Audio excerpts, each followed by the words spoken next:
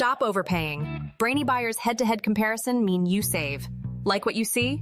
Subscribe and fund the fight for honest reviews. Hey, I'm looking at these espresso machines. The Philips 3200 LatteGo and the Breville Barista Pro. What do you think? Oh yeah, I've seen those. The Philips is fully automatic, right? Yeah, it's supposed to be super easy. Just press a button and boom, espresso or cappuccino. It even cleans itself, supposedly. Nice.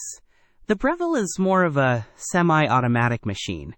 You have to grind and tamp the coffee yourself, but you get more control over the process. Control, huh? I'm not sure I want that much control. I just want coffee. I get it. Well, the Philips has ceramic grinders with 12 steps of adjustment, and the Breville has conical burr grinders with adjustable grind control. Okay, so both can grind. What about the milk frothing? I need good latte art. The Philips has the LatteGo system, a cyclonic frothing thing that's easy to clean. The Breville has a manual steam wand for microfoam milk texturing. More work, but better lattes if you know what you're doing. Maybe I should learn. Okay, performance-wise? The Breville heats up in 3 seconds with their thermojet system, pretty fast. The Philips uses an aroma extract system for temperature control. 3 seconds sounds great, but what about the coffee itself?